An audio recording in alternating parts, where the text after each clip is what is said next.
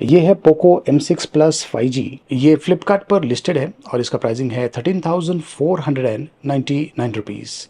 देखते रहिए। तो M6 Plus 5G ये एक बजट स्मार्टफोन है और बॉक्स में आपको ये हैंडसेट मिलने वाला है। अब ये एक्साइटिंग कलर ऑप्शंस में अवेलेबल है। ये जो कलर वेरिएंट मुझे मिला हुआ है ये है मिस्टी लैवेंडर कलर वेरिएंट। अब इसका जो फ्रेम है ये पॉलीकार्बोनेट मटेरियल से बना हुआ है। पीछे एक ग्लास टाइप फिनिशिंग दिया हुआ है।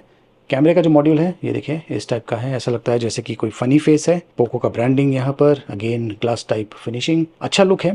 प्राइसिंग के हिसाब से काफ़ी बढ़िया है। बॉक्स में ये है सिम ट्रे, इजेक्टर पेन, ये कुछ बुकलेट्स, ये है silicon case, quick start guide, cable और ये 33 वॉट का चार्जर बॉक्स में दिया हुआ है। देखिए अब जितने भी ये बजट फ्रेंडली स्मार्टफोन्स होते हैं ये ज़्यादा पावरफुल हार्डवेयर के साथ में नहीं आते हैं, तो आपको बेसिकली जो स्पेसिफिकेशंस है वो देखना है और ऑफ कोर्स प्राइसिंग देखना है। यहाँ पर ये टाइप सी पोर्ट के साथ में आता है। ये स्पीकर वेंट यहाँ पे दिया हुआ है। Side fingerprint sensor. अच्छी बात यह है कि ऊपर IR ब्लास्टर दिया हुआ है और ये है ऑडियो जैक। तो ये है डिफ़ॉल्ट इंटरफेस। ये Xiaomi का HyperOS रन कर रहा है out of the box. 128 GB storage space के साथ में आता है और इसमें Snapdragon 4 Gen 2 accelerated edition use किया गया है।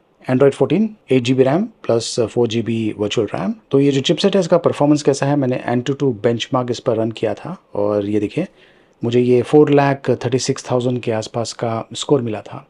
ठीक ठाक स्कोर है। इस पर आप गेम्स खेल पाएंगे लेकिन ओकेजनली वो गेम लैग होने वाला है। वैसे ये जो हैंडसेट है इसे 2 इयर्स का एंड्रॉयड अपडेट और 4 इयर्स का सिक्योरिटी अपडेट्स मिलता रहेगा। स्क्रीन 6.79 इंचेस का है, फुल HD प्लस रेजोल्यूशन के साथ में आता है और 120 हर्ट्ज रिफ्रेश रेट सपोर्ट के साथ में। 550 निट्स ब्राइटनेस। धूप में जो डिस्प्ले है ठीक ठाक तरीके से विजिबल होगा। कॉर्निंग गोरिल्ला ग्लास प्रोटेक्शन के साथ में आता है। रियर साइड पर 108 मेगापिक्सल प्लस 2 मेगापिक्सल कॉम्बिनेशन दिया हुआ है। सेल्फी कैमरा 13 मेगापिक्सल का है। तो ये है कैमरे का इंटरफेस। 1x और 3x का ऑप्शन है। इसमें वाइड एंगल का ऑप्शन नहीं दिया हुआ है। वीडियो में आप मैक्सिमम 1080p में वीडियोस शूट कर पाएंगे। ये जो हार्डवेयर है ये इतना ज़्यादा पावरफुल नहीं है।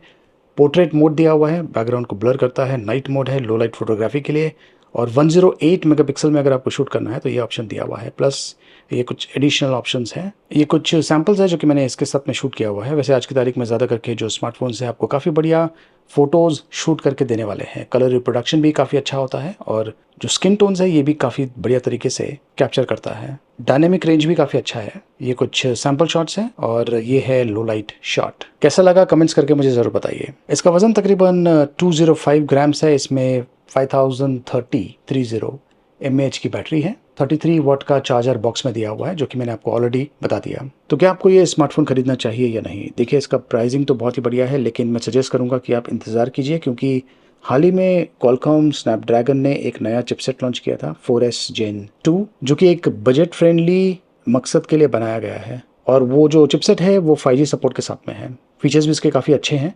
और जल्दी आप देखेंगे कि बहुत सारे ऐसे स्मार्टफोन्स मार्केट में आने वाले हैं जिनका जो प्राइसिंग है अंडर ₹10,000 होगा। हो सकता है कि जो प्राइसिंग है तकरीबन 8,000 रुपये के आसपास भी हो, लेकिन अगर आपको अर्जेंटली कोई स्मार्टफोन चाहिए तो आप इसके लिए जा सकते हैं। लिंक मैंने वीडियो के डिस्क्रिप्शन में दिया हुआ है।